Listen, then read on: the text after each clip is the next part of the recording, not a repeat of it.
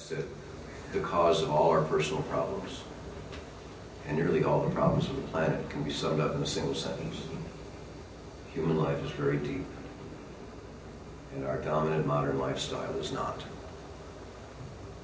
And the kind of choices that I'm talking about making when we're in something like a recovery program or in a hospital bed or in a prison cell, I'm talking about making the choice, besides going into recovery from this particular addiction, do I want to live it whether my life is deep? Whether I want to make it a little deeper?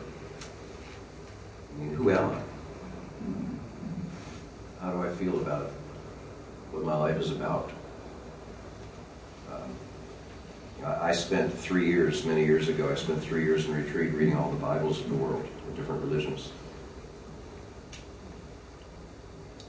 And first of all, by the way, as opposed to common, as popular belief, what all of those different religions' Bibles have in common is over 90% of what's in them. I mean, it's very little where the religions disagree with each other.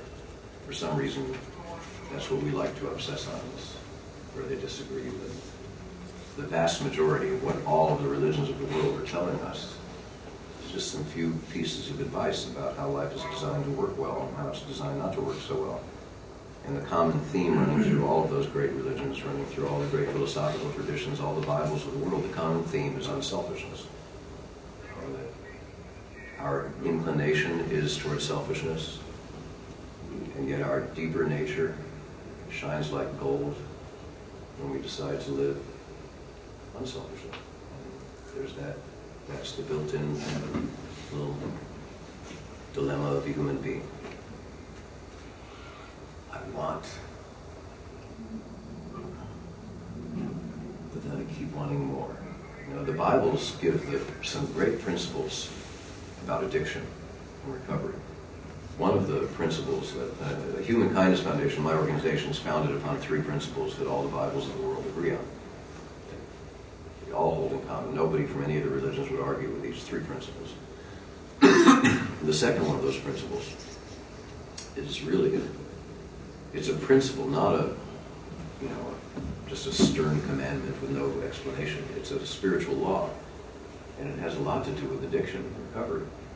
It says, if we dedicate ourselves to our own personal happiness, our personal wealth, our personal success, which is what you and I are pretty much raised, and our kids are being raised to dedicate themselves to. We're a selfish country right now. We're just lost, and that's why we're so unhappy. We're really lost. You can turn on any TV set, you can see how lost we are. And it's like any other addict. It's like any other addiction. The more off we get, the more we try to just ramp up the amount we're fixing. And so we keep throwing the wrong thing after it, and we keep getting more lost. But what the principles, the spiritual law that the Bibles are explaining to us is, if we devote ourselves to, I want, my dream, my success, my money, my possessions, my security, my family. The principle that has so much to do with addiction is, they say, if that's what we're after, there will never be a day in our entire lives when we feel we've reached enough. Does that sound familiar? It's any addiction. It's never the final shot. It's never the final toe. We just need a little more. And that's a principle, that's a spiritual law from all the Bibles of the world. They say, the Jewish Bible says, an undedicated life is not worth living. And what that means is that we're supposed to dedicate our lives to the common good. We're supposed to dedicate our lives to playing a positive role in other people's lives, in the interactions that we have, not just what I get out of it. We're supposed to, what that spiritual principle says is, if we dedicate ourselves to the common good, and we learn how to focus, there's a Buddhist practice called mindfulness, where you focus on whatever you're doing fully, whether it's brushing your teeth or saving a life. You're focused fully on whatever you're doing. Then you develop this habit of doing everything well. And so what all these Bibles say is, if you're dedicated to being a good force in the world, and you have this practice of doing everything you do well, you'll have success. You'll have personal happiness. You'll have enough money to get by. It'll come in the back door. The way Jesus puts that is, my Father feeds the birds of the air and He clothes the lilies of the field. Do you think He's not going to take care of you if you're doing His work? You know, and of course AA says if you work the program works for you. And so if we work life, these spiritual laws that all the religions have handed down, we find life actually does work for us. You try to catch a butterfly, you can't. You stand still for a while and relax, and maybe it lands on your shoulder. That's success. That's wealth. If your natural inclination of how you want to dedicate your life to the common good, your natural inclination happens to be something like heart surgery. You want to really fix people's hearts. That's your passion. Then you're probably going to be wealthy from that, because that's a high dollar end of life. If your natural inclination is more toward like being an artist or a singer-songwriter like I am, you may as well learn how to wash dishes. But see, what all the Bibles tell us is, but it doesn't matter how well. It doesn't matter. Do what you feel called to do. And whatever your natural level of affluence or poverty, whatever it is going to come to you.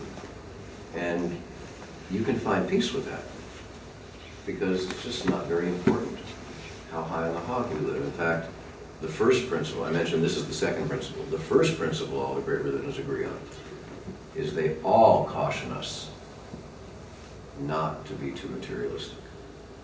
And again, that's a spiritual law, it's a principle. It's not, you know, because you're going to burn in hell if you want stuff for yourself. It's not that at all. The way Jesus puts it is, lay not up your treasures where moth and rust doth corrupt and thieves break in and steal. He's talking about things, consumer things, materialistic things. Because where your treasures are, that's where your heart's going to be. So if half your energy is spent in wanting and getting and having and using and buying, the other half of your life energy is going to be spent on repairing, replacing, protecting, defending, wanting more. And then that's all your life energy. Your life is over and you say, I was an idiot. I wasted my whole life on stuff that moth and rust doth corrupt, but thieves can break in and steal. It wasn't a deep enough life. I'm a human being, and it's a very deep thing. And I didn't live deeply enough. It just got away from me. And a whole lot of people who get everything that you think you may want, success, status in the community, admiration, lots of money, nice Lexuses in the driveway, SUV for their road trips. Tens of millions of those people cannot walk through the day without an antidepressant medication prescription. It doesn't really do it for us, because we're deep. None of that stuff is very deep. So if it comes to you in the course of being called to do what you're doing, because what you're called to do is in a high dollar area of life, then I hope you use your money well and you don't fret too much over it and feel too tight about it. But if it doesn't come to you because you're more on the low income end of life like I am, no sweat at all. No sweat at all. It absolutely is. And when's the last time you heard somebody seriously say, the best things in life are free? It used to be such a cliche when I was growing up. I'd hear it once a week. You don't hear it anymore.